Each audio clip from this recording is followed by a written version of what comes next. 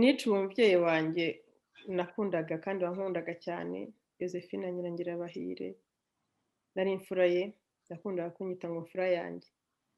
Niciwe musaza wanjye Albert Rubayiza nakundaga cyane, niciwe umufiyeri wacu Jean Pierre Nyirinkindi, niciwe mubyara wanjye Primitive Mukandinda, niciwe benshi, ba mama wacu ba Masenge, data wacu, babyara banjye, cyane cyane Edith Murekatete, twabyirukanye twenda kungana, twakundanaga cyane. Abo bose barishwe muri Jenoside yakorewe Abatutsi muri 1994. Hishwe inshuti, hicwa abavandimwe, hicwa abaturanyi, hicwa abana, hicwa ibibondo, hicwa ibitambambuga, hicwa abaziranenge, hicwa abasaza b'abasaza b'imico myiza, hicwa abakecuru, hicwa inzirakarengane, hicwa bazira ko bavutse ari Abatutsi. Uyu munsi ndandika kandi ndahamya kugira ngo tutazabibagirwa na rimwe.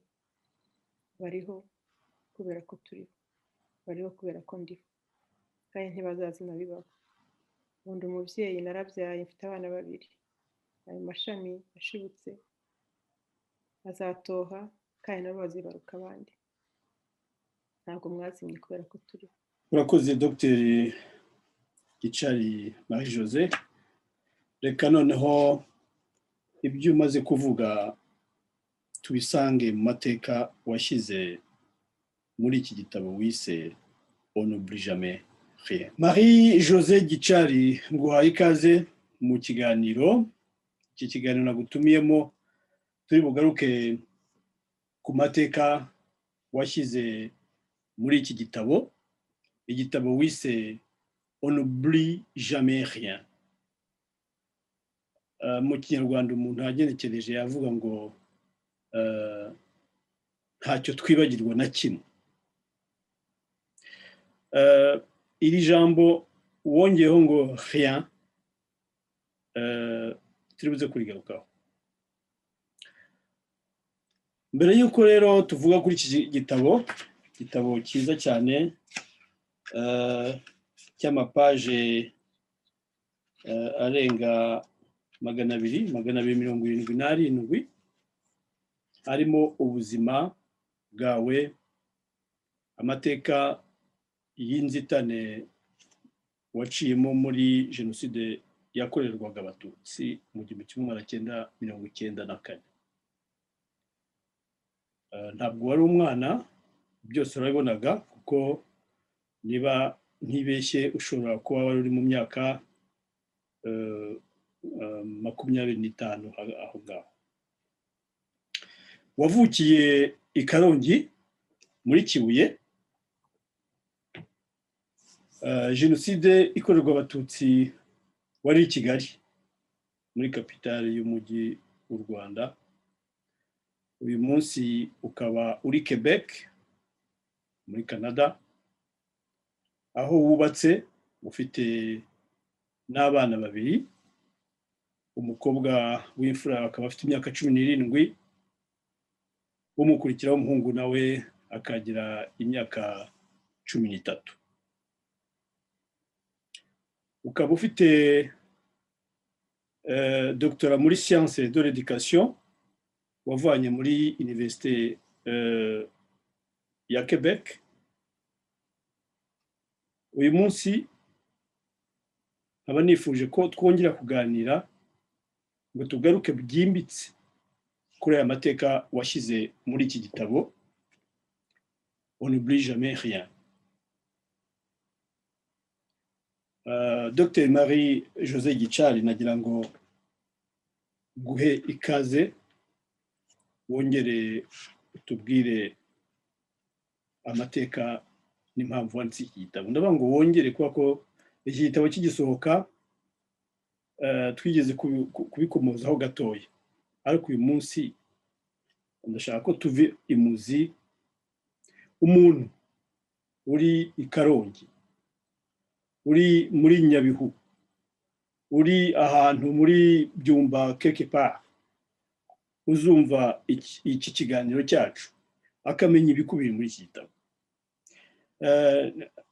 Nakongerayo yuko iyo mwemeye ko tujyana ibiganiro nk'ibi ni ukuba muba mushaka gusangira n'abandi, gutanga ibitekerezo. Ntabwo mwandika ngo mugurishe ibitabo, mwandika kugira ngo amateka amenyekane, agire akamaro, ibyabaye bitazongera kubaho kuko ni bibi cyane. Niyo mpamvu rero wemeye yuko tuganira kugira ngo ibyo turi buvane hano, uzabisoma, uzabyumva azumve neza ibiri muri iki gitabo nubwo ataba agifite mu ntoki. Niyo mpamvu nganira n'abanditsi cyane b'Abanyarwanda, no kugira ngo nutabona igitabo amenye ibivugwa. Ariko ukaba ufite kino gitabo nashyize no mu buryo bw'amajwi, ubwo nabyo turaza kubigarukaho ubitubwira. Nguhaye ikaze rero ntizimye magambo, umwanya ni wawe Dr. Gicari. Urakoze cyane Karirima, urakoze cyane kumpura urubuga ngo twongere tuganire, nganire n'abatwumva n'abatureba ku buhamya nashyize muri icyo gitabo. Icyo gitabo kimaze imyaka 2 gisohotse, cyasohotse kuri 16 Werurwe muri 2019 igihe twibukaga ku nshuro ya 25 Jenoside yakorewe Abatutsi. Impamvu rero nteye kwandika, reka mbanze nyiyenda nyivugeho. Jenoside ikirangira numvaga nayanegekaye, nshaka no kubihunga, ntashaka no kongera kubyumva, mvuga nti uwampa uburyo nabaho ntakibitekereza, ariko ugasanga ko bitanashoboka. Uburyo uhunga ikintu kiragukurikirana. Natekereje kwandika rero ari uko mbona abana banjye batangiye gukura, kuko bari batangiye kujya bambaza ibibazo. Abana banjye bakaba bafite igice cyabo kimwe cya Canada n'ikindi cy'u Rwanda, kandi bakaba bakurira muri Canada. Kujya mu Rwanda ni rimwe na rimwe, avuga nti aya mateka nabayemo bazayamenya bate, ninde uzayababwira, naho bazayasoma ku buryo wenda butari bwo. Ndavuga nti rero inshingano yanjye ya mbere ni ukwandika aya mateka yose uko nyibuka, uko nyazi. Nk'uko bivuga, Jenoside yabaye ndi mukuru, n'ibyayibanjije byose ndabyibuka, ndabizi. Uko nayibayemo n'abanjye ndabizi, n'abo twari kumwe. Na nyuma yaho rero nkavuga uko umuntu yagerageje kwiyubaka. Ntangiriye rero ku icyo cyatumye mbese nandika, ni ukubwira abana banjye iby'umuryango wabo ku ruhande rwanjye, kuko barambazaga, bari batangiye kujya bumva hirya no hino babivuga, batangiye kumenya gusoma bakabisoma. Umunsi umwe umwana wanjye akambara ati abahutu ni abaki, abatutsi ni abaki, kuki bishe abatutsi, kuki bishe famiye yacu yawe. Hari n'igihe rwose umwana wanjye w'umukobwa twari tugiye kwa muganga, abona umugabo w'umwirabura aza, babandi babwira abantu, mbese bayobora abantu kujyana imodoka aho bayishyira muri parikingi. Abonye aje adusanga, umwana wanjye agira ubwoba, avuga ati uyu nguyu ntabwo ari wowe wishe grand-mère. Nuko ndavuga nti rero ntibi bintu nkwiye kugira vuba, kuko kubivuga gutya ntabwo nari kujya mbibonera umwanya cyangwa mbivuge bya nyabyo. Ndatangira rero ndicara ndabyandika neza uko byose mbyibuka. Icyo ni icyambere cyatumye nandika, ariko hari n'uburyo bwo kugira ngo mbese mbe umuhamya w'amateka. Ni nko kuvuga ngo niba icyaha cyarakorewe ahantu, ugatumirwa kujya gutanga ubuhamya mu rukiko, nta gutindiganya. Ni ukuvuga ngo ni inshingano za buri muntu kuvuga ibyo yabonye, ni ukubika ayo mateka, cyane cyane no kugira ngo ayo mateka atazongera, kuko iyo amateka atangiye kwibagirana, niho ujya kubona birongeye biratutumbye, abantu bibagiye, batangiye kongera gushaka gusubira aho bavuye. Hanyuma rero impamvu ya gatatu ngewe ni ukubera abantu bacu bapfuye. Iki gitabo nashatse kugira ngo kibe nko kubashyinguramo, buri gihe washyinguye umuntu ahantu ni urwibutso rw'uko umuntu yabaye, aho umuntu yabaye, ukagenda ukajyana n'abawe nka buri mwaka itariki umuntu yagiyeho yapfuyeho mukamwibuka. Rero ntabwo nigeze ngira amahirwe yo kunashyingura abantu bo mu muryango wanjye, ni ukuvuga ngo nta hantu nzigera na hamwe njya mu Rwanda ngo uvuge ngo ahangaha nahashyinguye mama, aha nahashyinguye umuvandimwe, aha nahashyinguye. Iki gitabo rero naravuze nti niho mbashyinguye kuko ni ubuzima bwabo, ni igitabo gifashe ku mutima cyane cyane cyane, kuri njye ni ubuzima bwabo mbitse muri izi mpapuro, mbitse mu mutima wanjye, kuko nifungura iyi paji n'iyi nzasoma ubuzima bwa mama, bwa musaza wanjye, nzongera nibuke uko bariho, uko babayeho. Hanyuma rero ubwo iki gitabo kirimo ibice bitatu. Igice cya mbere nyine nk'uko nabivuze ni imbere ya jenoside, icya kabiri ni mu gihe cya jenoside, icya gatatu ni nyuma ya jenoside. Mbere ya jenoside rero ahantu nibuka ngeza uko nshobora gutekereza ko jenoside yanateguwe kera, ni igihe nari mfite imyaka 7, niho ntangirira. Mbere yo kuvuga famiye yanjye, kuvuga kontekste, kuvuga uko twabagaho mu giturage cy'iwacu i Karongi, ababyeyi banjye bari abarimu, turi abana 3 n'abandi 2 babaga mu rugo iwacu, turi umuryango munini ba mama wacu, ba data wacu, ba masenge, abaturanyi, inshuti, babyara banjye benshi cyane. Icyo gice nacyanditse numva nishimye cyane kubera urukumbuzi rw'ubwo buzima bwanjye ndi umwana, ndi muto, ubwo buzima umuntu atazongera kugira, ubwo buzima abana banjye tutazajya mu Rwanda ngo tujye aho mu giturage bahasange nyina wabo, bahasange nyirasenge, bahasange nde, twongere mbese bamenye uko nabagaho nkiri muto, uko twabagaho tukiri muto. Rero ntashobora kuvuga ngo abana banjye bazabibona, cyangwa si n'abanjye gusa ariko n'abana bavutse nyuma ya jenoside. Naravuze nti reka mbivimuzi mvuga uko ubuzima bwari bumeze. Icyo gice cyaranshimishije cyane, kwibuka ukuntu abaturanyi, ukuntu iyo habaga hahiye inzoga, ukuntu ubuzima bwari bumeze mu giturage bumeze neza, ubona iyo politike zitabaga zabisubiyemo, ubuzima bwa buri munsi ku banyarwanda bwari bwiza, nta rwikekwe rwabaga ruhari. Iyo inzoga yabaga yahiye urugo rwabaga rwuzuye, iyo habaga hari umunsi mukuru urugo rwabaga rwuzuye, abantu bakanywa, abantu bakabyina, hari ikintu cyitwa solidarite, gufashanya. Umuntu yaba yashyingiye ugasanga abantu batwerereye, urugo ruruzuye, waba wapfushije umuntu ugasanga abantu barahari. Umuntu yaba yakeneye iki ngiki, kuza gutira isekuru, sinzi niba abana bavuga iki gihe cyane cyane abo mu mijyi bazi icyo ari cyo, ibyo bikoresho byo mu rugo, kurahura umuriro, gusaba umunyu, gusaba amazi. Nagira ngo nerekane uko ubuzima icyo gihe bwari bumeze, abantu bari babanye neza.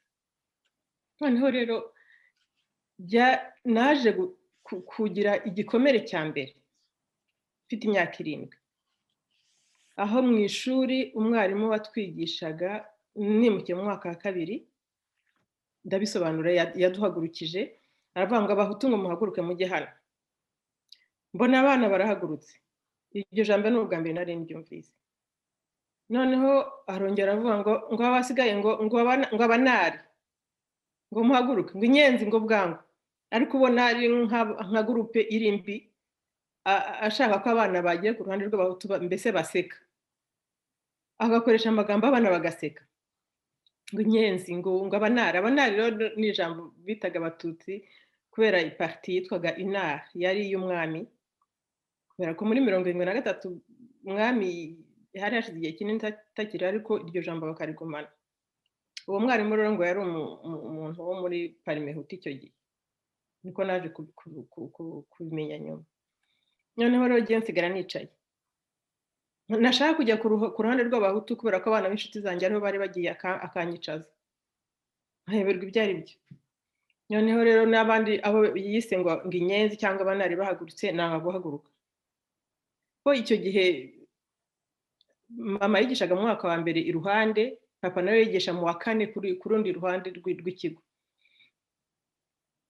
nkumva rero nkumva ngewe sinshaka kujya ahantu ntazi ariko arambaza ngo se witwa nde Nyirama ndabyibuka neza ngo dako ngo uri bwoko ki Nyirama ngo uri umutwakazi kutahagurutse abana baraseka ndavuga ntabwo ndi umwegakazi kubera ko hari umukecuru twari duturanye wahoraga ambwira avuga ngo ndi umwegakazi ankunda cyane yitwaga Mariya bakantumayo nkakunda gushaka ko bantumayo kubera ko yarambyiniriraga cyane yarankundaga akambwira ngo ndi umwegakazi nkawe kuba umwegakazi rero nkumva binteye ishema nkumva nshaka kumera nkumva mfite ishema ryo kuba nkawe ndamubwira ngo ndi umwegakazi ishuri riraturika riraseka arambwira ngo nze kubaza ababyeyi banjye ngo icyo ndicyo ariko yari abizi umwana iyo yatangiraga umwaka wa mbere yabaga hari ifishi bitaga fiche suiveuse yabaga iriho ubwoko bw'umubyeyi we yabaga ayo mafishi yari afite kuko tutari dutangiye uwa mbere bayakora mu wa mbere mbabajije rero mu rugo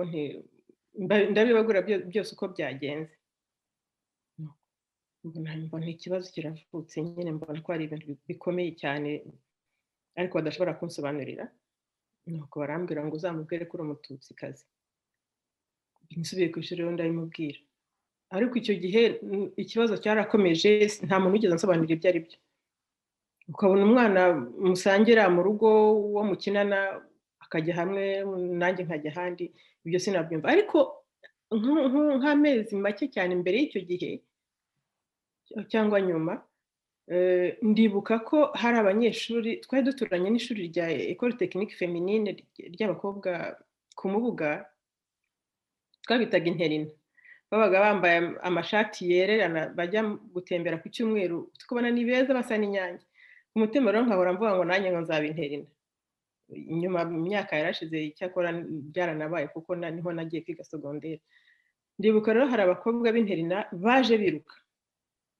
binjira mu nzu mama bakingurira icyumba twabikagamo ibintu barangije baragifunga noneho bimberuje ibintu byose naribonaga ko nijyara umukobwa mu rugo njyenyine kandi nanjye mukuru ubwo abasaza banjye babaga bagiye gukina biruka hirya no hino njyewe nkaba mbona ibintu byose ndi mu rugo ndi iruhande rwa mama noneho mbona abakobwa bakingiranye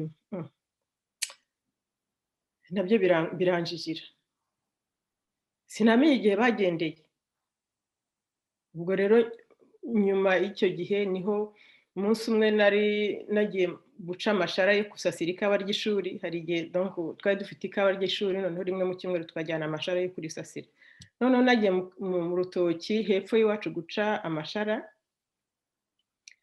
hari nka 12:00 butangiye kwira turimo dukina nari narangije kuyaca turimo dukina papa arahamagara cyane n'ijwi rikomeye cyane numva ndahagarara kuko n'ubwa mbere nari numvise papa mpamagara gutyo nambwa ngo zamuka vuba nabwo nise amashara yanjye ngo yarekera aho ngo ndohereza umuntu yakuzamurira ndazamuka ngeze haruguru mugeze iruhande ndakebuka mbona hakurya amazaraka umuriro impande zose uraka umutima umvamo niyo naravuga nti kubera ibitabo bya gatigisimu twageraga twiga muri primaire kera habaga harimo ngo abazajya mu muriro muri purgatori no mu ijuru nabonaga turi muri uwo muriro nuko byari bimeze turazamuka ngeze mu rugo nsanga ibintu bimeze nabi barimo barazinga barabika barahisha ibintu bimwe mu masaka icyo gihe amasaka yari matoya no mu migozi y'ibijumba bakajya gushyiramo ibintu ibindi bajya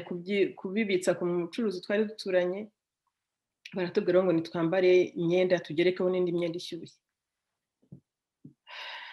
ariko muri iryo hubi ryose ntagire umuntu n'umwe udusobanurira umuriro nkabona irimo kudusatira umutima umvamo neza nuko turagenda dusanga kwa data wacu n'abandi batuzi twari duturanye tubasanga mu gihuru twihisha aho ngaho iryo joro ryose ariko dutitira ariko amafirimba avuga impande zose bavuze amafirimba bavuza n'induru noneho mu gicuku dutangiye guhekera gato dutangiye gusinzira twumva induru zirongera ziravuze baratukangura baravuga ngo tujye kuri paruwasi turagenda tujya kuri paruwasi twari abana basaza banjye bari banabahetse nuko tugerayo no mu ba mbere hanyuma bukeye paruwasi iruzura ikigo cy'abapadiri kiruzura kiliziya iruzura tumara iminsi aho ngaho tutazi ibyo turimo hashize igihe gitoya nk'iminsi ntanibuka, turataha tugeze mu rugo dusanga inzu barazisenye, amabuye, inzu yacu bayiteye amabuye ku buryo igisenge bongeye kucyubaka. Kwa data wacu barabatwikiye, abatutsi bose bo ku musozi w'iwacu bari barasenye, bongera kubaka bundi bushya, n'inka bari baraziriye bongera kugura inka bundi bushya, ubuzima burongera burakomeza, amashuri arongera aratangira. Noneho njye simenye ibyo ari byo, kubera ko mbere y'icyo gihe twajyaga turirimba indirimbo za Perezida Kayibanda, twazumvaga kuri radiyo n'indirimbo z'abanyuramatwi basingiza Perezida Kayibanda. Noneho twimukiye mu wa gatatu ntitwongera kuririmba Kayibanda, twe noneho dutangira kuririmba indirimbo za Muvoma ngo tariki ya 5 z'ukwezi kwa Nyakanga. Nuko ubuzima bukomeza butyo, ndiga ndangiza wa 6. Icyo gihe hagomba n'ubu ngubu gukora ibizami abantu bakemererwa, sinemererwa, ndasibira sinemererwa, nongera nsibira ubwa 3. Nuko ubwo ngeze nsibiye ubwa 3, ariko byo ni ibintu birebire cyane, na exercice ndende n'amakrobasi maremare kugira ngo nshobore kwiga ubwa 6 ubwa 3. Hanyuma reforme bakizeho ya 7 n'uwa 8 nyine mpita mpurirana nayo, ngo minigwa 7 n'uwa 8, ku buryo narangije primaire mfite imyaka 15. Abana banjye bajya banseka, natangiye secondaire ndi umukecuru. No kujya muri secondaire rero nabyo byabaye ikibazo. Papa yagombye gutanga amafaranga, atanga ruswa kugira ngo banyemerere. Nubwo niga secondaire ndayirangiza. Icyo gihe bwo nta kibazo cyahabaye cyane, basaza banjye nabo bariga bararangiza. Noneho 90 rero itangira, icyo gihe nari muri kaminuza i Nyakinama. Icyo gihe twari tutarasubira no ku ishuri, ntabwo twasubiye, uwo mwaka wabaye année blanche, donc ntabwo abantu bize, ntabwo amashuri yafunguye. Icyo gihe rero nabwo ibindevenoma nayo yankomerekeje cyane, bavuga ngo kuko inyenzi zateye, tugiye tubona amaso aho twari turi amaso tubona ahindutse ukundi. Ubwo baza mu rugo, wari superefe ku Kibuye aza n'imodoka irimo abasirikari, imodoka y'ikamyoneti, akajya ajya mu ngo z'abatutsi, mbese abatutsi bari bakomeye, umwarimu, umwagoronome, mu assistant médical, baraza. Noneho banyura kuri musaza wanjye wari uri ku irembo, bagira ngo n'umwana n'abana bicaye aho ngaho, ariko baza mu rugo. Papa baramusohora, asohoka ateze amaboko, avuga ati ndahiye mu izina ry'Imana sinigeze ngambanira igihugu. Ni ubwa mbere nari mbonye papa ameze gutyo. Nuko baratangiye barasaka mu rugo bashaka ngo imbunda ngo FPR yari yaraduhaye, inyenzi zari zaraduhaye zo kwica abahutu. Papa baramujyana, data bacu baramujyana, n'abandi batutsi aho ngaho twari dutuye bo kuri uwo musozi, n'abandi barabajyana. Icyo gihe rero inkuru zirakwira ku musozi hose, ngo iwacu basanze imbunda, ngo basanze ngo mama yari yarazihishe mu ngarani, hahandi bashyira imyanda ngo izaba ifumbire, ngo mama yazihishe mu ngarani, ngo abakozi bakajya barinzaho amase, ngo bazivumbuyemo, ngo basanzemo amajerikani ya peteroli yo kuzatwikangwa abahutu. Inzu nshya bari barimo kubaka, kumwe abantu babika, hanyuma bazageraho bakubaka inzu nshya, indi yarashaje, bari barimo kubaka inzu nshyashya. Baravuga ngo ni amafaranga y'inyenzi, ngo twubakiye inkotanyi kugira ngo zizaze kuhaba. Ibintu biracika. Ubwo musaza wanjye rero nawe agahora, nibwo yafashe icyemezo cyo guhunga, arahunga ava mu Rwanda. Nuko ubuzima bukomeza muri musaza yitwaga nde, yanganaga iki? Philibert niwe wankurikiraga, yari afite imyaka 23. Philibert irindi Rudasingwa. Nuko indevenoma yaje gukurikiraho nayo, ariko icyo gihe ntabwo ubuzima bwongeye kuba nka mbere, byari biteye ubwoba, kuko nk'icyo gihe kugira ngo uve nk'iwacu aho twari dutuye ku Mubuga ujya nko ku Kibuye mu mujyi wagombaga ikibari, nako mu Rwanda hose niko byari bimeze, wagombaga kujya kuri komine kwaka ikibari. Ndibuka rero hari mubyara wanjye wari utuye ku Gisenyi yapfushije umugore, noneho ndavuga nti reka ngeyo, barabanza barambuza bati ibintu bimeze nabi, igenda ndavuga nti ndajyayo, use kuko nanone se umuntu yababereyeho ubuse tubayeho, ndagenda njyayo. Igiye gushyingura birangiye mfata bisi, nari mfite ikibari, nyura i Kigali kugira ngo nzafate indi bisi njyana ku Kibuye. Kuva hari ahantu ku Gise hagati ya nko mu Ruhengeri, ntabwo mbibuka neza, bisi barayihagaritse baradusohoramo, noneho batwaka indangamuntu, abandi bose barinjira, ngiye banshyira ku ruhande. Abantu bamaze kugera muri bisi, abasirikari barantuka bancira mu maso, baravuga ngo aka kantu ngo ko ku Kibuye se ngo ngubu karavahe karajyahe, barantuka bamerera nabi cyane. Habigeze nsubiza muri bisi turagenda, ngenda ndira, abantu bose bandeba bakabona ntari umuntu ahari. Ndongo ngeze i Kigali ndangije ndataha, kaminuza kongera gufungura, njyayo nsubira kwiga, ariko mu rugo bambwira bati witonde ntabwo ibintu bimeze neza aragahora. Ndavuga nti byose ni kimwe. Turagenda ndiga, icyo gihe muri 1992 abari bari Nyakinama barabyibuka, habaye ibintu bikomeye cyane, bariga gurupe y'abantu ngo bashaka kwangiza kaminuza, ngo bashyizemo ngo rimeri ko ngo abatutsi bagiye kubica, ngo kandi ibyo rimeri ikaba ari njye yaturutseho n'indi gurupe y'abantu, batwandika mu binyamakuru bashaka kudufunga, ibintu bimera nabi cyane cyane cyane. Icyo kintu ntabwo nshobora kuzakibagirwa, ntabwo nagitinzeho mu gitabo nacyanditseho gahora, ariko kwandika kuri evenema bizansaba kwandika ikindi gitabo ubwacyo.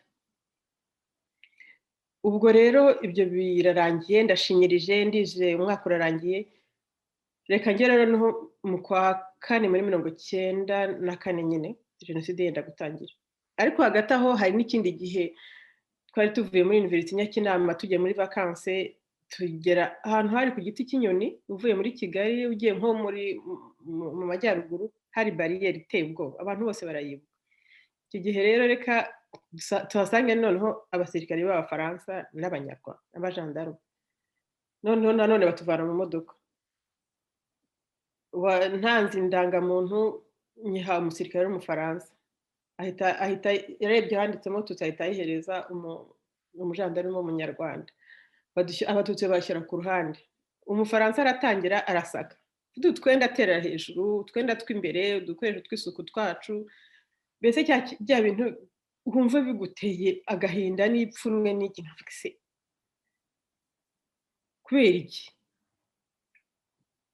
Arangije rero duhita nshyira utuntu twose mu gikapu, n'agahinda n'isoni,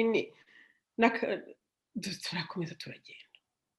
Rero ubwo tugiye muri vacances za Pâques za Pasika mu kwezi kwa kane, ngeze mu rugo, abantu bose bari bahari usibye Philibert utari uhari nyine. Nkaba ngomba rero kuva mu rugo mbere y'uko ibiruhuko birangira, kuko twari mu mwaka wa nyuma wa université turimo gukora ubushakashatsi, kwandika cya gitabo kirangiza kaminuza. Ngomba guhurira na bagenzi banjye i Kigali ngo dushake ibitabo tuzasubire kuri université. Mu gitondo kare, kugira ngo uve iwacu ugere i Kigali hagombaga autobus igenda rimwe mu minsi, cyangwa se ugashaka ikamyoneti zimwe z'abacuruzi bava mu giturage bagiye kurangura ibintu i Kigali, bajyanye nk'ikawa.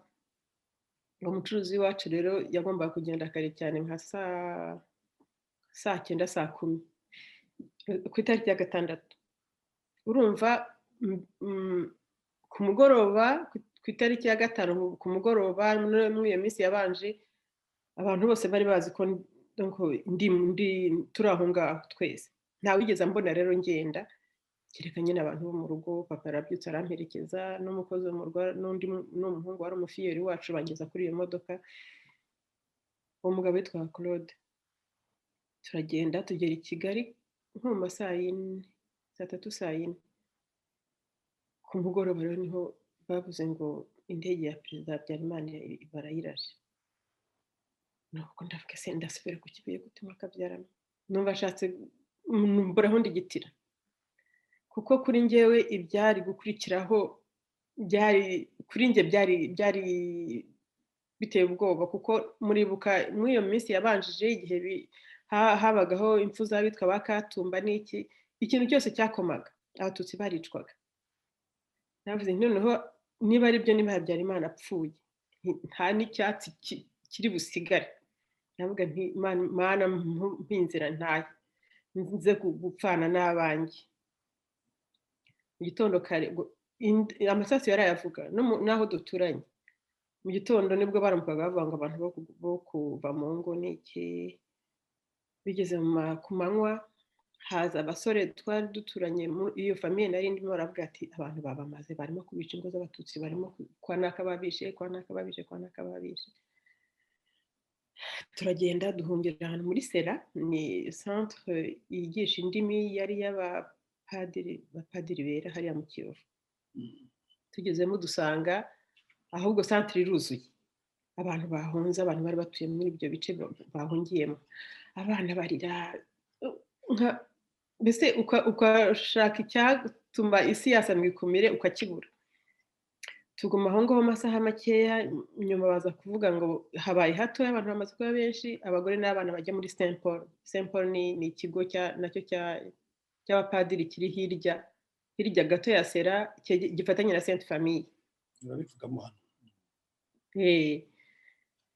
ubwo rero tujya muri Saint Paul ni twe ba mbere twagezemo ariko ubwoba ko twagomba kugenda twububa nyine nkaho dukambakamba ngo atagira nk'abasirikari cyangwa interahamwe cyangwa abandi bantu batubona bari ku muhanda uriya muhanda munini unyura mu Kiyovu tunyura munsi uruzitiro rwa Senyenge turagenda tugera muri Saint Paul uwo munsi ku itariki ya 7 ariko ubwoba dutitira twese tutazi ibyo turimo tutazi gusa amakuru azavuga ngo kwa nakababishe ukumva umugore ahageze n'abana avuga ati umugabo wanjye amaze kumwica cyangwa undi akaza yakomeretse cyangwa ibintu mva sinzi yari nk'isi yaturangiriyeho mbese yari aho ndi nkabavuga nti ese iwacu bimeze biti nzabwirwa n'iki makuru yabo ku itariki twasanze umupadiri w'imfura Padiri Celestine yabaye umusenyeri wa diocese ya Gikongoro yatubereye imfura aratwakira aratubungabunga akatubuza kuvuga akatubuza gusohoka avuga ati muceceke ntimusohoke ntihagire ukoma abantu barimo bari ku nzitiro hirya no hino bareba uwinjiramo bashaka kumena ngo baze badusohoremo noneho ku itariki ya 8 mu gitondo njya gusitira padiri telefone ngo mpamagare iwacu ahantu rero iwacu ahantu hari telefone ni mu gipadiri no mu babikira noneho mpamagara mu bapadiri nitabwa na mubyara wanjye Claver namaze se bimeze biti ku itariki ya 8 ati ntabwo tumeze ngo ingoma zirimo ziravuga impande amafirimbi nk'uko byari bimeze muri 73 bavuga ngo amafirimbi arimo kuvuga banza ari nko kugira ngo bahana iryo siri nyine ko bagomba igihe cyageze mbese ahambwa udusengere ndabyibuka tudusengere ntabwo ibintu bimeze neza ndavuga umbwirire mu rugo yuko ndiho komeze neza nta kibazo ku itariki ubwo baje kumbwira ko ku itariki ya 9 mu gitondo papa yasohotse mu nzu aratembera aho ngaho ngo arebe uko ibintu bimeze nko gufata amakuru mbese noneho hagera ahantu ku gasantere twari duturanye habaga santere y'ubucuruzi ngubona gurupe y'abantu barimo kumanipira intwaro donc bafite imbunda za grenade amasasu noneho papa ngo arahagarara arahengereza ngo mbese arebe ibyo ari byo areba abo bantu donc ubwo hari aba responsable n'iki n'abo basore n'abantu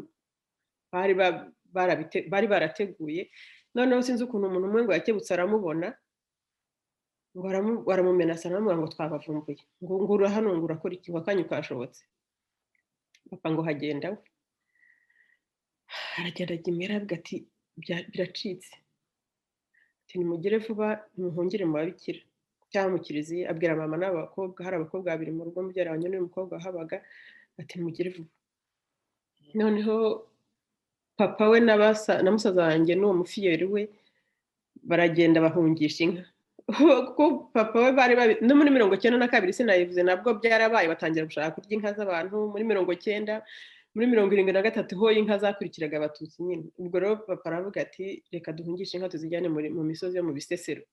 Ni nayo inka zagishiraga mbese mu kiyo ubwatsi bwabaga bwabuze, bazijyanaga muri iyo misozi yakuriye mu Bisesero. Twari dufite inyana z'imitavu rero, ubwo bafata umushumba na papa n'inka baheka inyana, baragenda bajya mu Bisesero yo mu misozi kure. Umwana wa papa agiye kugaruka ngahura n'abantu b'iwacu bahunga, baramubwira ati ntuva iwawe habaye mbese bahatwitse n'umuriro, ko mama bamwishe, ko bari kumwe babishe, ni iwacu niho hantu hambere bateye.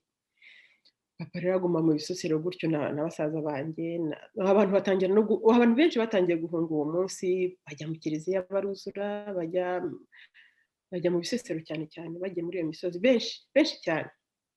Rero papa na data wacu na famiye zose niho bahuriye, bake bari mu kiliziya, bake baguye mu kiliziya.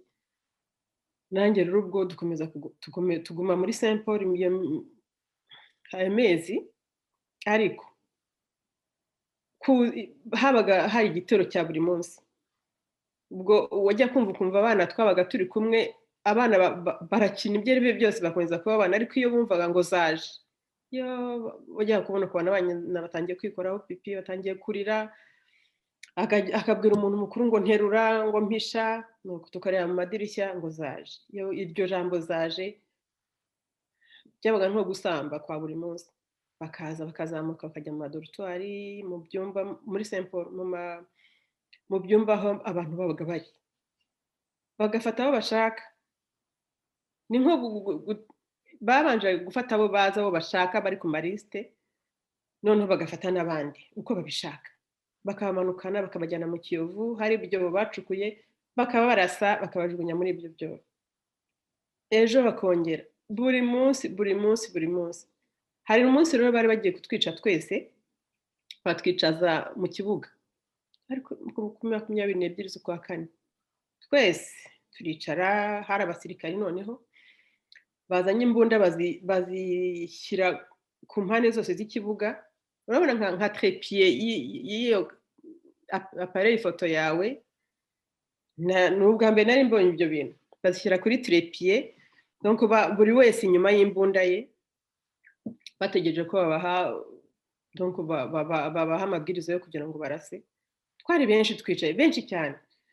Ubwo hari abana babatwaje amasasu, abana b'imyaka 10 n'ingahe babatwaje amasasu. Umwe naramurebye agahinda karanyica, habuze ngiye gupfa ntari ku Rwanda, n'abazasigara bose n'abantu. Umwana utwaye amasasu, ko umwana yakakwiye kuba ari mu ishuri. Uwo mwana yaravuze, yabwiye mugenzi ngo disi we ngo rero ngo mwarimu Agnes ngo bagiye kumwica.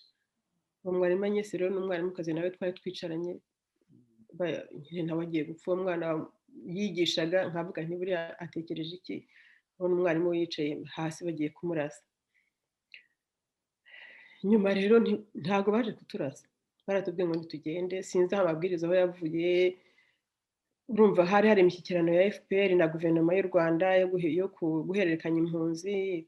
Uwo munsi ntago batwishe, ariko numva none intege ziracitse, navuga nti ubu se nzongera kubaho undi munsi nk'uyu, kuko njye byari byarangiye, nari narangije gusezera kuri iyi si, nuvuga ntagikeneye no kongera kubaho. Noneho ubwo Saint Paul ikomeza kumera gutyo, baza no kundasa mu kwezi kwa gatandatu, ku ntangiriro z'ukwa gatandatu, bandasa nenda gucika ukuboko. Ubwo hari umupadiri wanjyanye kumvuza muri Croix Rouge, hari ibitaro bya Croix Rouge hariya mu Kanogo hari. Nuko ngeze muri Croix Rouge, urumva umuntu yabaga yarazambye utazi naho uri. Twarasohotse ndi muri iyo modoka, nkagira ngo akaboko kacitse. Tugeze hirya ya Saint Paul gato hari bariyeri, irinzwe kubi. Noneho umupadiri arahagarara baravuga ngo ugiye he, arabasobanurira nyine ariko arababeshya aravuga ngo uyu mwana wacu ngo inyenzi ngo zamurashe ngo n'umwana ngo wavuye ku Kacyiru ngo aho intambara iri ngo inyenzi zamurashe ngo none mumujyanye kumuvuza. Baratureka turatambuka. Uwo mupadiri we ntabwo bamuhigaga ariko yangiriye neza cyane kubera yuko bashoboraga no kumvanamo njye na mugenzi wanjye wari umperekeje bakatwicira aho ngaho. Turagenda rero tugeze muri Croix Rouge baramfuka ariko nabonyemo ibintu umva. Abantu bafata jenoside mu magambo asanzwe abo bantu bantera agahinda kuko ibintu nabonye muri Croix Rouge abantu nabonye ukuntu indembe inkomere zari zihari nahise mbona ari njye muntu muzima kuri iyi sahari usigaye. Baramfuka ndangije ndagenda nsubira muri Saint Paul. Icyo gihe cyose nta makuru yo ku Kibuye nari nzi ariko numvaga hari byaranarangiye kuko natwe neza ko tutazabaho, nari ko ari twe abantu ba nyuma basigaye, abatutsi ba nyuma basigaye mu Rwanda. Noneho muri Saint Paul baramenasa Padiri Celestine pe, baramumenasa baramumerera nabi ko ahisha abatutsi. Hakaba hari umusirikari wakundaga kuza muri Saint Paul, nkabona tugiriye impuhwe, nkabona n'umuntu mwiza pe, akaza aho twari turi akatubwira amakuru akavuga ati mumeze mute. Noneho ndamwegera ndamubwira ariko ndavuga nti iwanyu ni he? Arambwira ati iwacu ni ku Kibuye. Ntahagana hehe ngo Rubengera. Iyo arambwira ngo kubera iki? Ndamubwira nti nanjye iwacu ni ku Kibuye. Ngo hagana he? Ndamubwira ngo aho ngaho hibagirwa. Noneho umunsi umwe aza kubwira umukobwa twari turi kumwe inshuti yanjye ati nkumarira iki ko aha hantu muri hatameze neza, ati mu minsi mikeya aha ngaha barahatwika. Undi arambwira ati se ubwo twumvaga ko muri Mirikorine abantu bahahungira barokoka, ko ari ahantu hashobora kuba hari hazima, ko hari abantu ba mbere babajyanye mbese babivakiye bakabajyana i Kabuga. Noneho arambwira ati watujyana muri Mirikorine. Uwo mukobwa twari tukiri abakobwa, yari inshuti yanjye cyane. N'icyo gihe nakomerekaga nambayeho akanyoza igikombe cy'amazi tubonye akanyuhagira, dore ko ngo litiro y'amazi yuhagiraga umuntu, akanyuhagira akanyitaho cyane. Noneho aravuga ati yarahari na murumuna we wari uhari. Abaza uwo musirikare ati se ko mfite abantu babiri bandi nabazana? Aravuga ati bazane. Atari ugomba kudesida vuba. Ahita ambwira ati tugende. Banza narivuye nko muri chapelle yo muri Saint Paul, nicyo cyari kidutunze. Nuko duhita twicara mu modoka y'ivatiri y'umutuku, twicara inyuma. Uwo musirikare ari kumwe na mugenzi we wundi w'umusirikare, turagenda. Hari bwari bumaze kugoroba. Sinakubwira ngo sinzi n'igihe twahagereye, ntabwo nakubwira ngo mperutse nicara mu modoka nongera kwirota turuva twinjiye muri Mirikorine. Ntabwo nakubwira ngo nahageze gutya. Tugeze dusanga Mirikorine iruzuye, nta hantu ho kuryama hari n'iki, nta mazi agihari. Tujya hejuru hari restaurant turyama kuri tapi nyine nta kundi. Mpasanga abantu nari nzi bakeya, n'uwo mukobwa w'inshuti yanjye asanga abantu famiye yari azi baradufasha batwitaho. Ariko uruguma rwanjye rwari rumeze nabi cyane, mpinda umuriro mwinshi, numva nshobora no gupfa ahari. Noneho tuhamaze nk'iminsi 4, ijoro rimwe jye sinasinziraga. Ijoro rimwe twumva amasasu ameze nk'imvura y'amahindi irimo kugwa, mbese hanze muri Kigali ari ibishirira gusa. Noneho bukeye mu gitondo haza umupadiri, ajyagaza muri Saint Paul. Umupadiri araza aratubwira ngo abatutsi bose muri Saint Paul ngo inyenzi zaje zirabiba, ngo none ngo babishe babamaze, ngo nta n'umwe wageze aho babajyanaga. Ngo ariko mujya mugira ngo abatutsi ngo ziriya nyenzi zirabakunda, ngo bora se babajyanaga hehe? Ngo bose ngo ni imirambo ngo iri ku nzira. Ndongera ndyama hasi kuko abantu bari muri Saint Paul nibo twamaranye amezi yose, nibo bari barabaye abavandimwe. Ndaryama nayo ifite agatenge ndiyorosa. Noneho ahubwo nyuma tuza kumva amakuru ko bose babajyanye, abasirikare ba FPR baje barabiba, barabajyana bageza mu gice bakontorolaga. bose hafi ya bose. Noneho ubwo uwo munsi radiyo RTLM hari umuntu wari ufite radiyo aho twari turi, barasara baravuga ngo izo nyenzi ngo zaje kwiba ngo abatutsi bo muri Saint Paul gute, ngo ubwo bututsi bw'amagara makeya ngo bwarushije imbaraga ngo abasirikare b'u Rwanda bari costo nyine bameze nabi, ngo noneho ngo abasirikare ngo abatutsi basigaye ngo ubwo muri Saint Paul bagiye ngo hasigaye muri Mirikorine. Tugiye kubona tubona baraje batwiraramo, yewe hose muri kwe zose barasaka baradusohora twese. Tugeze hasi sinzi aho undi matibwiriza yavuye ngo dusubirayo, ariko ubwo bari mu mishyikirano donc igeze kure. Bukeye rero niho baje baratubwira ngo bashaka kujya kuri kote ya FPR ngo twiyandikishe. Uwo muntu agomba kwiyandikisha na famiye nyine iri aho ngaho, twe na famiye twari dufite tujya kwitsindira kuri famiye, turavuga tuti turi kumwe n'aba ngaba, duhita tugenda mu makamyo. Ngewe nagiye muri bus, muri autobus ya Nations Unies, abandi bagenda mu makamyo ya Nations Unies, tukajya donc abashaka kuza kuri kote y'u Rwanda bari muri zone ya FPR nabo twarabisikanaga. Ubwo rero turagiye twambutse Kigali, ngewe numvaga ndi mu nzozi. Twambutse Kigali turagiye ku Kimihurura, turumanutse tugeze ku Kimihurura, hari abajepe badutunze imbunda. Hari n'abavuze ngo shaka ngo mubwire Kagome ngo tuzahura. Nari ndimo kuvuga ishapuri icyo gihe, numvaga ngewe ijuru ndyegereye. Turagenda tugera i Kabuga, dusanga bamwe barahadutanze, hari abari muri Mirikorine imbere bagiye, abo twabanye Kabuga nako abo twabanye muri Sainte Famille nako muri Saint Paul nabo barahageze. Nuko turicara turatura, ariko ngewe numvaga nkiri mu nzozi. Navuga ntese mu minota ingahe ibintu bishobora guhinduka bite? Se nta ntera hamwe, nta muntu ugishaka kunyica. Ndagenda mbese nkahura n'umuntu akambwira ati humura. Umuntu wambwiye ngo humura ni umusirikare wa FPR umaze amezi 3 baguhiga bashaka kukwica, donc utakiri umuntu murakubwira ngo humura. Hari ibintu ngiye mu buzima bwanjye ntashobora kwibagirwa n'icyo gihe. Umuntu ukubwira ngo humura aho gutega amatwi akakumva. Najyaga kwivuza bakamvura bakatwumva, ndavuga ntibanze ubuzima bushoboka umuntu ashobora kongera kubaho. Ariko kugeza icyo gihe ntabwo nari nzi amakuru ya famiye yanjye, ariko kuri njye nari narabyemeye. Umusaza wanjye rero Philibert aza kuza kudusanga i Kabuga. Sinzi ukuntu yamenye ko ndiho, araza asanga ahantu twari turi ndyamye hasi. Nuko bari baramubwiye ko nakomeretse cyane.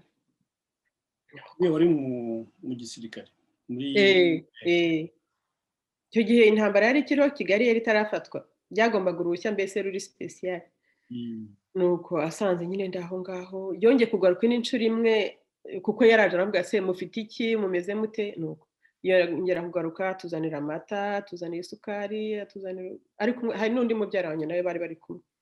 Nani bagiye kukubaza, mwari bangahe iwanyu? Twari abana 3,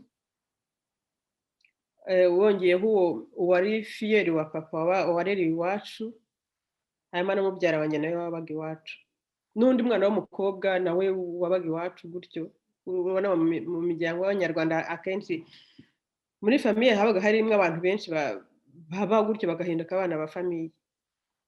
Muri abo rero bari iwacu, uwarokotse ni uwo mwana w'umukobwa nyine wari kumwe na ba mama babica. We yarasimbutse yihisha munsi y'umukingo araramo, mu gitondo avamo agiye kureba asanga mubyara wanjye none mama babatemye. We yagize ngo mama aracyanariho kubera ko yabonaga asinziriye, agiye kureba asanga bamutemye mu mutwe, bamuciye ngo n'ukuboko, ibintu nk'ibi. Ubwo rero ku itariki ya 4 z'ukwa 7 nibwo batubwiraga ngo tujye ahantu habaye isoko, donc kuri place publique, ahantu abantu bateraniraga. Twese tujyayo, baratubwira ngo abasirikare b'u Rwanda batsinzwe, ngo abicanyi batsinzwe, ngo FPR yafashe igihugu. Umva sinakubwira, ngewe naravuze ngo ubuzima bwanjye amatwi yanjye yumvise ibintu byinshi, ariko iyo nkuru naravuze se birashoboka? abantu batangira kurira guseka kwishima n'iki gihe nkumva ntahari ntabwo ari byo bwarakeye abantu dusubira i Kigali batanga uburenganzira ngo abantu bagende ariko bagende bafite abasirikare babaherekeje rero basubira i Kigali umukobwa w'inshuti yanjye wambayeho rave yajyana n'abandi bashaka ahantu twagombaga kuba babona inzu ku Giporoso hariya ku Giporoso sinzi niba muhazi tubamo twinjira mu nzu zitagira urugi zitagira icyo ari cyo gihe nta kintu cyari kigidutera ubwoba tubamo dutyo rero noneho nkajya mvuga ese ubu se ubuzima buzagenda bite hanyuma nza kwigira inama ngo nitwe izina rya papa kuko ntitwaga izina rya papa ndavuga nti ko ninjye na musozi wanjye twenyine dusigaye ko izina rya famiye rizacika reka yambwira abakobwa b'inshuti zanjye ntigenda ashaka ibintu nibigenda neza ntigenda ndashaka kuzajya gusa ngo nitwe izina rya papa nuko umunsi umwe turi muri Kigali dutembera yitwaga nde papa yitwaga Gakwerere Jean Damascene ariko yararokotse ndabigeraho ubwo turi muri Kigali twabyukaga mu gitondo tugiye gushaka ikintu cyo kwambara dushaka ikintu cyo kurya umuntu yatoraguraga umwenda ku muhanda umuntu yatoraguraga inkweto nuko nkuko twabagaho umuntu tugahana icyo kurya ikiro cy'umuceri ugifite abasirikare bakadutunga bikomeye noneho mpunza guhura n'umuntu twari duturanye kera iwacu ariko wari warahungiye i Burundi arambwira ati atereka nkubwira ikintu aturakomeye nkubwira ikintu ndavuga nti biteze ati papa wawe ariho mana yanjye umva ntabwo yari inkuru ntashobora umubiri wanjye udashobora gusiporuta nicaye hasi mu muhanda muri kaburimbo ndarira ndavuga nti ibyo bintu mbwiye wabisubiramo arambwira ati nibyo ati na mama niho yarokokeye ati kandi nagiyeyo namuzanye turi kumwe mbese i Kigali ambwira ahantu bari ndataha umunsi ukurikiyeho ndamubaza ese bameze bate ambwira ko baba babashyize mu nkambi Ishyogwe ikigo cy'ikoro segonderi y'Ishyogwe abandi bakiri Kabgayi nubwo bari bavuye mu Bisesero abasirikare b'Abafaransa bavanye mu Bisesero hari hasigaye nk'abantu 1,050 bari barahahungiye muri iyo misozi rero yari ari muri abo ngabo nuko ndavuga nese bameze batati ntako bameze bukeye ndagenda nkajya gukomangira abantu gushaka abantu nkavuga nti mpa amafaranga makeya mpishati niba hari ishati ufite ya kabiri mpipantaro ndibuka umubyara wanjye w'umusirikari yampaye inkweto erezo masanga zikwira papa donc ngenda nsaba ndagenda ngeze mu rugo imyenda ndayimesa nyitera ipasi kuko papa yari umuntu ugira isuku cyane w'umusirimu yari yanangikije gutera ipasi nyine n'ubu nicyo kintu nkunda mu bintu byose nuko ndavuga nti byibuze azambara umwenda uteye ipasi umwenda umeshe uteye ipasi ukuntu papa nari muzi urukweto rusize rumeze neza umunsi ukurikiyeho rero ndagenda ntega imodoka ndatega icyo gihe tagisi zari zitaratangira no kugenda ndatega ndagenda ngira Ishyogwe nuko ngezeyo mpura n'abantu b'iwacu batembera aho ngaho abantu baramenya ngo numva umuntu avuze ngo ni umukobwa wa Damascene ngo ni umukobwa wa mwarimu Damascene nabareba bari barabaye abantu bari barabaye nabi cyane nabariko singiye numwe menyamo nkumva baravuze ariko singiye numwe menyamo n'umwe arambira ngo dore papa we ngo ari hariya ngo kumutambutseho ndagenda ngiye kureba mbona umuntu w'agasaza umuntu wapfuye nabi numva uburakari numva imbaraga z'indengakamere binjemo ndagenda ndamuhobera ambwira ngo mwana wawe uriho ko nishaka nipfire ngo nishaka mpfe ngo ndagenda nishimye ndavuga ntabwo upfa ntabwo uzapfa ntabwo tuzapfa mufata akaboko nk'umubyeyi ufata umwana akaboko nk'uko kera yafataga akaboko nyine ndi umwana muto mufata akaboko ntimurikira mbese uranjyana he mwana ndavuga ntinkurikira gusa wowe ibagirwa ibindi byose jyewe nkurikira turagenda nta kintu yari afite uko yakabaye gutyo turagenda igitaramo rero hari nari nzi ko hari umuntu w'iwacu w'umututsi w'iwacu hatuye ndavuga nti reka tugiyeyo yitwa Kazimbaye ndavuga reka tujyeyo ndavuga ariko ubu baramwishe numvaga yarapfuye ndavuga nidusanga yarapfuye numvaga turi bujye mu kigo cy'abasirikare ndamwe turajya mu kigo cy'abasirikare turareye ubwari bugorobye nusanga hari bakiriho turararayo kubwo amahirwe turagenda dusanga we n'umugore we n'abana be babiri bari bato barahari mu nzu nayo itagira urugi itagira idirishya itagira iki mana we tukabona n'igitangaza kubona umuntu uzi ukiriho ubwo baratwakira turavuga kurondogora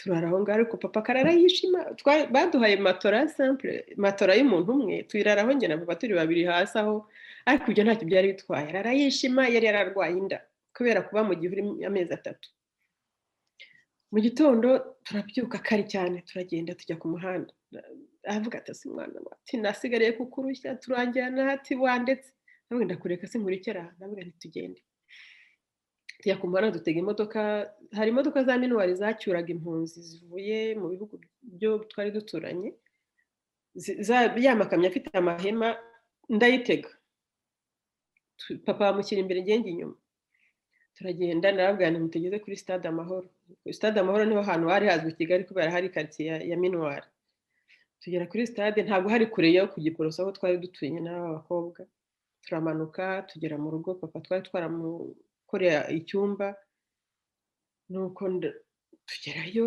ndamubwira mbere yo kwinjira mu nzu banza ukuremo iyo myenda muha amazi muri dushe arakaraba papa arambwira ati ndongeye mbaye ati ntabwo nari ko nzongera kugukaraba maze gukaraba imyenda yose yari yambaye ndayitwika inda zirukanka mu imyenda ifite iri propre ifite isuku arambara turamugaburira arya bigoranye buryo umuntu washonje excuse me ko nyine yambara tumara iminsi aho ngaho mbese igihe cyo gushira impumu turavuga aratubwira uko ibintu byari bimeze twaravugaga ntidurangize kuvuga tukajya mu misahara kuri Centre Christus tugasenga tugataha tumara niyo minsi pe turavugana turaganira cyane ndamuhumuriza nanjye mbese turahumurizanya ariko njye nkumva ninjye muntu mukuru nkumva ninjye muntu ufite iyo responsibility ariko byaranamfashije ubwo Philibert musaza wanjye bari baramujyanye ahandi aza kuza nyuma hashize nk'ukwezi aza kumenya aho turi nuko ariko ngo hari ahantu yari yarafashe inzu yari kumwe n'abantu bakoranaga abasore bakoranaga iyo nzu bayivamo barayiduha nyirayo ngo yari yarahunze ubu tuyijyamo nayo yari yarasenyutse inzu z'i Kigali zose zari zarasenyutse ubwo nyijyamo nyikoramo isuku ndavunika ndagorwa pe ariko ndayikora umusaza wanjye ashaka abantu barayisakara ku buryo ushobora kuyinjiramo tuyinjiramo nyine nza kuzana n'abandi bana bari kumwe na papa mu bisesero n'uwo mukobwa warokotse aho mama bamwiciye nawe atugeraho tubana muri iyo nzu twari benshi noneho umwaka ukurikiyeho university igomba gutangira ndavuga nubuze ko ngiye kujya kwiga biragenda bite papa ndamusiga hehe n'aba bantu bari mu nzu kuko ninjye bose bari biyegamirije niyo najyaga ahantu ngatinda nasangaga abantu bihebye pe ariko se papa ko nsubiye ku ishuri biragenda bite ndagenda buri gatandatu ngataha cyangwa gatanu nimugoroba nkaza ngo ndebe ukuntu ameze aho bigeze ndavuga nti uyu muntu rero uwo muntu agomba kumushakira umugore kugira ngo ashobore kubaho ariko nkumva ni n'uburyo bwo kugira ngo mbese ubuzima bwongere bugire icyanga njye na musaza wanjye rero turayimubwira ndamubwira rero niba ushaka ngiye kumfasha ahantu wari ukwiye gushaka uburyo washaka umuntu mufatanya ubuzima busigaye nuko biramugora cyane ariko ubwo yari yatangiye no kwigisha yabonye umwanya wo kwigisha hariya kuri Ecole Catholique ya Remera atangira akazi nabyo birafasha cyane noneho yemeye ko ashobora gushaka umugore nyine turafatanya turamubona umugore wo muri escape iwacu barokokanye wapfurije abana 3 n'umugabo so umuntu wabuze byose tubakorera ubukwe bwiza inshuti ziradufasha nuko ubu banabyaye abana babiri b'abakobwa ubu ni inkumi nibwo rero nyuma ntabwo nabivuze byose umwaka nyine mbere y'uko umwaka ukurikiyeho nyine nasubiye ku isambu twasubiye ku isambu banatubwira ko ngo hari umuntu washyinguye mama tuteganya mbese gukora umuhango mwiza kugira ngo dushyingure umubiri we wasigaye tugiye kureba aho umuntu yatubwiye turaheba baratubwira ngo rahamushyize turaheba neza neza ubwo turabireka turumirwa hahandi udashobora kugira n'ijambo uvuga ukumirwa gusa noneho nza noneho kuvuga nti ndumva niteguye gusubira ku isambu njye kuhareba neza uko hameze njyana n'abantu b'inshuti abakobwa b'inshuti zanjye twiganaga muri universite n'undi mugabo umwe turagenda tujya iwacu kureba uko hari abaresikape benshi icyo kintu kugera iwanyu aho wakuriye aho wavukiye ukahakurira ugasanga ntaho ndavuga ni jenoside ni crime irenze izindi zose kwica abantu ukabarandura ugasenya n'aho bari urwibutso rwose rwari rufitanye isano n'abo bantu ukarukuraho no kugera ahantu ugasanga habaye ibihuru ukabura aho unyura ukabiberwaho inzu yari yubatse nuko turangije turataha ndavuga nti byararangiye ni ukuvuga ngo nzashaka imbaraga muri njyewe souvenir nziza nzibike muri njyewe ubundi ubuzima bukomeza hano mu bitabo biragaragara ko wasubiye aho wababariye hose muri Saint Paul usubira ku Mubuga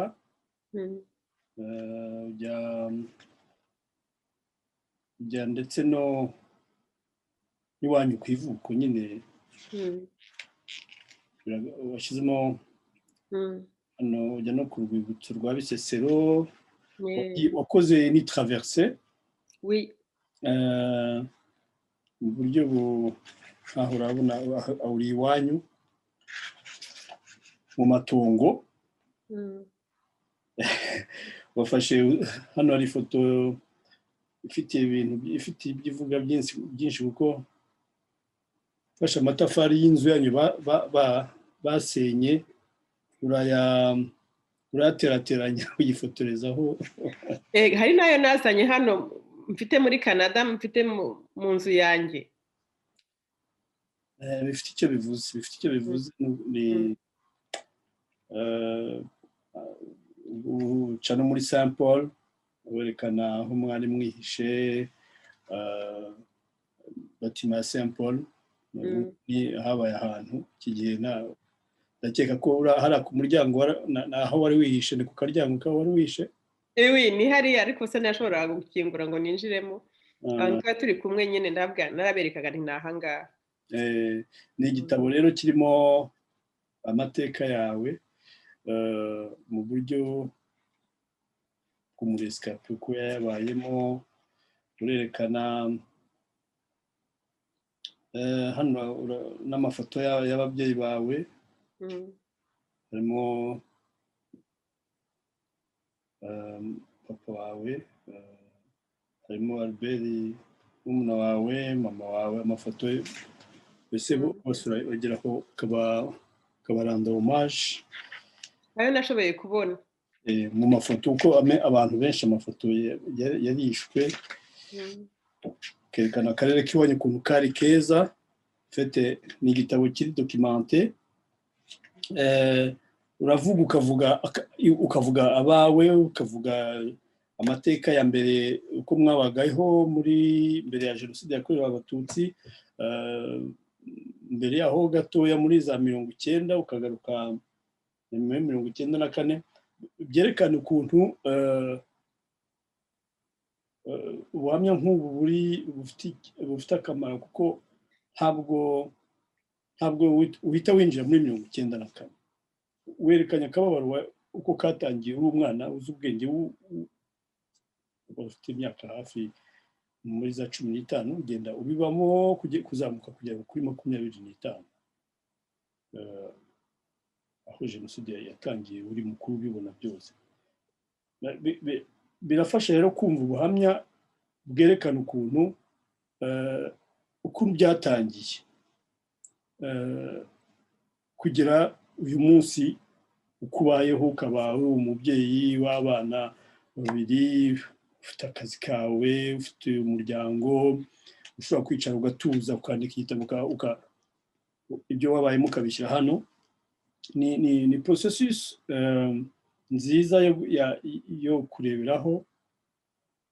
Nabayeho nabi ariko ngerageza kugenda mbisohokamo, turaho ngeze, bishyize n'ahantu kugira ngo bitazibagirana. Ikibazo rero nshaka kukubaza, nyuma yo kwandika iki gitabo umaze kutubwira amateka yawe, urumva umeze gute? Wumvise umeze gute? Nkunda kukubona utanga ibiganiro hirya no hino muri ibyo bihugu bya Canada, ku mateleviziyo, mu kazi kawe. Uyu munsi umeze ute? Hashize imyaka 27 usohotse muri aya mateka. Ni iki wabwira abari batoye icyo gihe cyangwa se batazi aya mateka, natwe twayabayemo, kugira ngo tumve uko inzira? Mu magambo make babitubwira gute? Urakoze. Nyuma y'imyaka 27 ubu umeze neza, umeze neza, ariko igikomere cya jenoside ntigishobora gukira. Ni ukwiga kubana nacyo, ariko nk'ubwo bubabare umuntu aba yaragize, umuntu akabukoresha mu kubaka, mu kwiyubaka, kubaka ubuzima bwawe. Hari abantu b'inshuti babaretse tujya duhura tuvuga ngo turimo mu buzima bw'inyongezo. Kuba umuntu yaragiriwe rero ni nka chance, ni amahirwe yo kurokoka. Kugira ubwo buzima bw'inyongezo ntabwo ari ubuzima bwo gupfusha ubusa. Ubuzima bw'inyongezo ni ubuzima bugomba kugira agaciro gakomeye, cyane cyane bwo kugira ngo wereke abadukomokaho n'abazaza na generasiyo zizaza ko ubuzima bw'umuntu bufite agaciro. Icyakubaho cyose ni ukugerageza gukora uko ushoboye. Njye nicyo nabwira abantu. Nta na rimwe nigeze gucika intege, bibaho bya buri wese, ariko muri njye numvaga mfite inshingano zikomeye cyane. Inshingano zo kuzavuga amateka, inshingano zo kudaha urwaho ba nyirabyo, ba nyirabayazana batugereje aha, cyane cyane kutabaha urwaho ngo bakomeze batwice duhagaze. Hari citation ya Nelson Mandela yavuze amaze kumufungura, avuga ati nabayeho muri gereza, ati sinshaka kongera kuba mu yindi gereza. Ni ukuvuga gereza yo mu bitekerezo, yo mu mutwe. Njyewe nabonye ndokotse, mbona ndi muzima, ndavuga nti nta muntu n'umwe uzongera kugira uburenganzira ku buzima bwanjye. Ntabwo bashatse kunyica, barankandamije ubuzima igihe kinini, bashaka kunyica, banyicira abanjye, batwicira abantu, barabababaza, badutwara ibyacu n'iki, ariko byarangiriye hariya. Izo mbaraga nagiye nzubaka buri munsi ni inshingano za buri muntu. Gushyira itafari aho kugira ngo uhirike n'icyari kiriho, inshingano ni ugushyira itafari ku rindi, ni ugushyira ibuye ku rindi, ni ugutera intambwe buri munsi, naho yaba ntoya. Aho kugira ngo utere isubira inyuma, ni ugukora uko ushoboye umuntu agatera intambwe ijya imbere.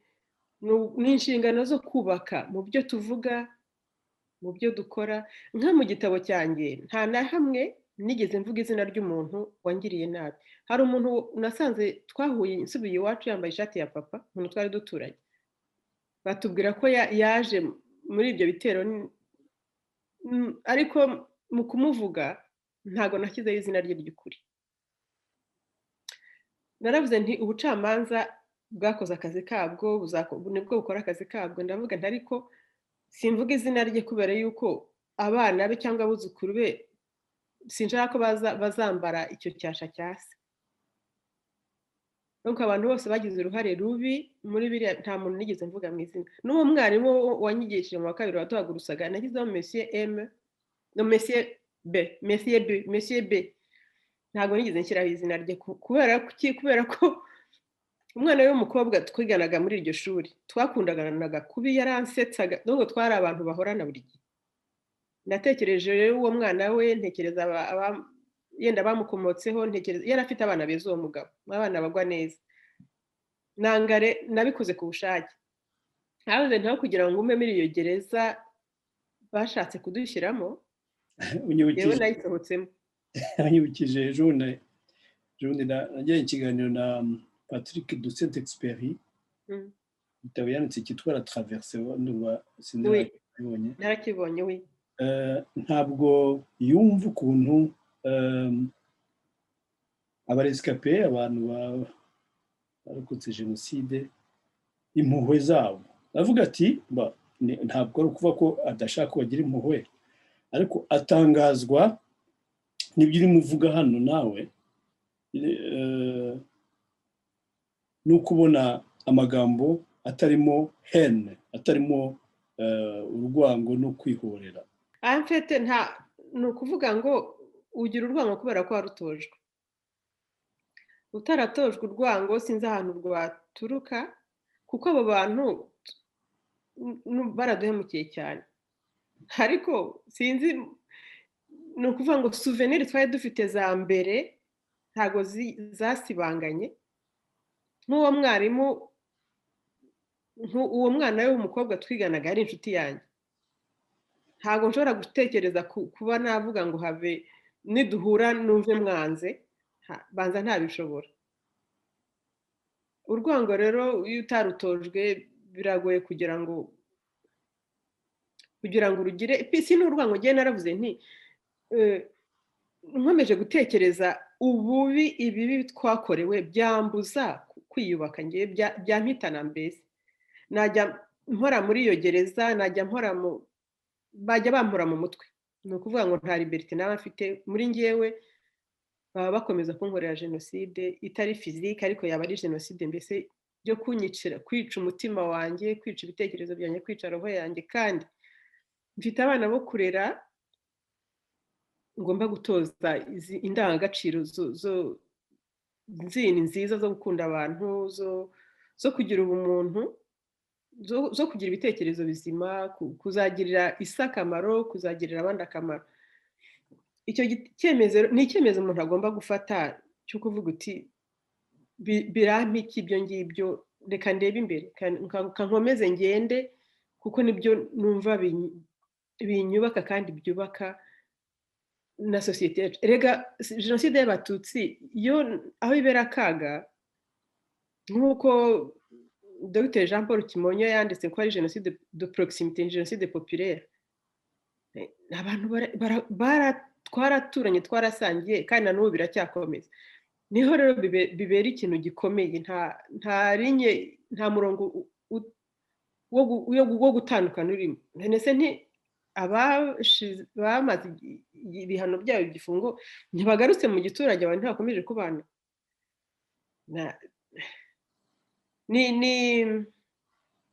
Ni ibibazo bikomeye, ariko ni n'inshingano zo kuvuga ngo dukomeze tubeho kandi tubeho neza, kuko ubuzima bw'inyongezo buba bufite agaciro gakomeye cyane kurusha n'ubwa mbere. Ahari njye niko mbibona. Hano kuri iki gitabo cyawe hashyizeho ifoto igaragaza n'ibikomere wagize. Ntabwo wagize akababaro gusa nk'uko wabigarutseho, ariko ubu wihuta.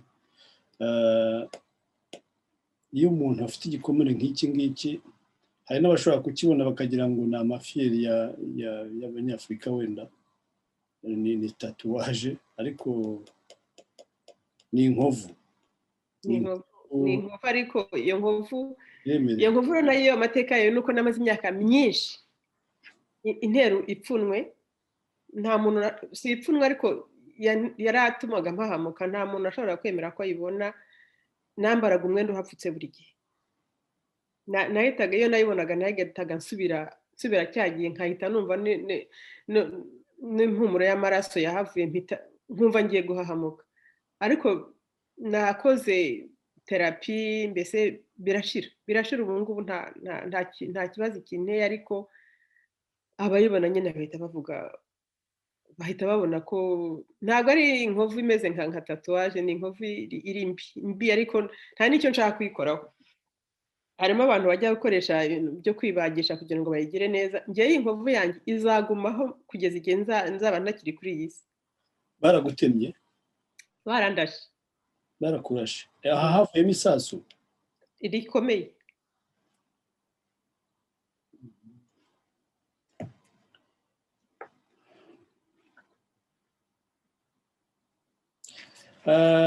mu gitabo cyawe harimo ibice byinshi igitabo cy'idokimante vraiment uravuga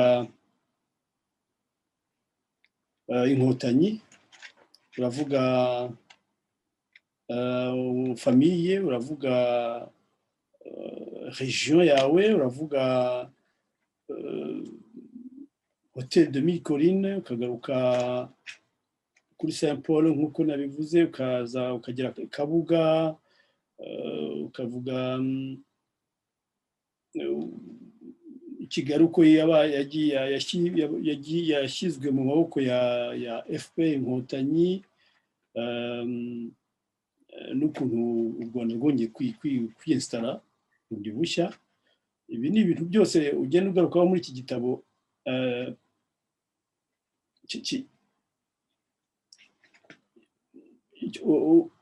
ni ubuhamya ariko ni na document ishobora kugufasha umuntu ushaka kumenya umurescape ibyo yatekerezaga n'ibyo yabayemo nyuma utamujyanye muri violence wakorewe. Sinzi niba wumva icyo ushaka kuvuga. Wenda byumva ntabwo uvuga akababaro mu buryo bw'akababaro ahubwo uvuga uburyo waciye muri ibyo bintu butoroshye bidasanzwe. Ntabwo iyi témoignage yawe iyo uyu muntu asoma kino gitabo ntabwo abona ko ntabwo ni témoignage idasanzwe, ni témoignage ureba y'umuntu ushaka kwinforma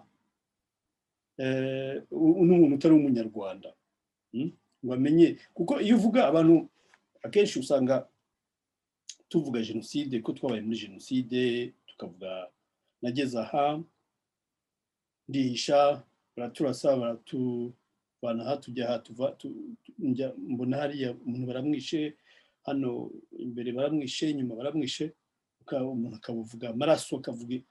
Ntabwo ariko kino gitabo cyawe kimeze, c'est vraiment différent.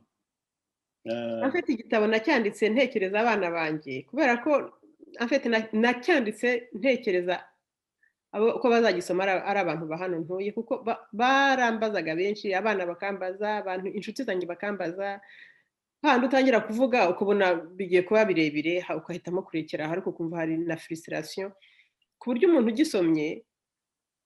Niyo mpamvu natangiriye ku mumizi y'amateka, ukuntu abanyarwanda bari babayeho mbere, ukuntu u Rwanda rwakolonijwe, nagira ngo abantu ba hano babyumve muri makeya. Mbese ni igitabo kitagoye gusoma, abantu benshi bagisoma rwose, hari n'ugisoma umunsi umwe akakirangiza kubera ko abantu batakibona igihe kinini. Epi nta nubwo abantu ba hano ntabwo bakunda gusoma ibintu bigoye cyane, mbese bibinjiza mu kababaro karenze urugero. Ntabwo ari ukubera ko ntakabayemo ariko nagira ngo mbese ibe témoignage ku bana banjye, ku nshuti zabo. Hari abana b'inshuti z'abana banjye bagisomye benshi, harimo abagisoma muri cadre y'amasomo nkanyina akantelefona akambwira ati umwana wanjye arashaka gusoma igitabo, presenta igitabo cyawe muri isomo ry'igifaransa, bakambaza ibibazo. Hari abantu benshi bumva ama-interview ntanga cyangwa bagisomye bakantelefona bashaka kumbaza niba témoignage zanjye bazikoresha mu bushakashatsi bwabo bwo ku ishuri, mu presentation zabo zo ku ishuri. Aho ngaho numva binshimishije, mbese numva intego yanjye yaragezweho. ni igitabo cyiza, umuntu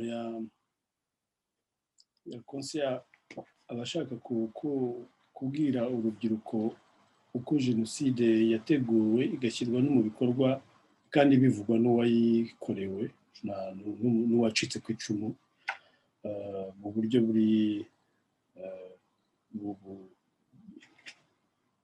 bw'ubuhanga. Aba rero Marie José Gicari nagushimira kuba wemeye ko tuganira ukatubwira mu buryo burambuye impamvu wanditse kino gitabo, ukaba umaze imyaka 27 urokotse jenoside yakorewe abatutsi, ariko uticaye gusa ngo urebere, ahubwo ukomeza gufasha no kumenyekanisha aya mateka, ari nayo objectif yawe, kugira ngo hatazagira uwibeshya avuga yuko atari ibyo wabayemo. Ari nayo mpamvu isi kino gitabo ngo on n'oublie jamais rien, nta na kimwe twibagirwa, nta na kimwe turangira ngaho tugira impamvu nta na kimwe ugomba kwibagirwa, tugomba kwibagirwa twese. Urumva ni inshingano zo ku mateka, kubera ko twe turi hano uyu munsi. Ndimo kureba abayahudi bamaze imyaka myinshi bakorewe jenoside, ubu abana babo n'abuzukuru babo nibo barimo guharanira ko ayo mateka atibagirana cyangwa ngo akoreshwe, yandikwe ku bundi buryo. Intambara iracyakomeza. Iyo ntekereje rero ukuntu bafite uburyo, bafite ubushobozi, ariko intambara nayo baracyayirwana. Twe rero niba turangayeho gatoya kandi byaratangiye, dushobora kwisanga mu myaka yindi 27 iri imbere jenoside yakorewe abatutsi batakiyivuga cyangwa se bayivuga ku bundi buryo. Abashaka kuyagoreka baratangiye bakayavuga ku bundi buryo. Niyo mpamvu rero ubu ngubu twe duhari twabibonye, ni inshingano ikomeye yo kutajya na kimwe twibagirwa tukayivuga, nta gukabiriza, kuko ibyo twavivye birahagije, binarenze icyo umuntu ashobora gutekereza. Ubwo bugome burenze ubwo umuntu ashobora gutekereza. Niyo mpamvu rero nta na kimwe kigomba kwibagirana, atari ukugira ngo umuntu agumane inzika, kuko nk'uko nabikubwiye ngewe ntabwo ari inzika, ahubwo ni ukugira ngo dufashe amateka bitazongera kugaruka, bitazongera kubaho ukundi, byandike uko byabaye, ariko duharanira ko bitazongera. Reka turangiriza aho ngaho, ngushimire by'umwihariko uko wemeye tuganiriza, nkwifurize kwinjira mu bihe byo kwibuka inshuro ya 27 jenoside yakorewe abatutsi mu buryo butuje bwo gutekereza no gukomeza gusagasira aya mateka. Urakoze cyane Karirima, urakoze kumpa uburyo, nawe ndagushimiye cyane. Hanyuma ubwo tuzongera, kandi ndakomeza abantu bose bagiye kwinjira muri iki gihe cyo kwibuka, dukomeze twibuke twiyubaka. Urakoze cyane. Urakoze cyane Dr. Gicari.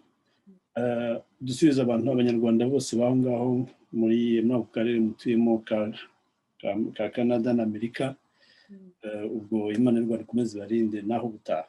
Naho utaha, murakoze cyane.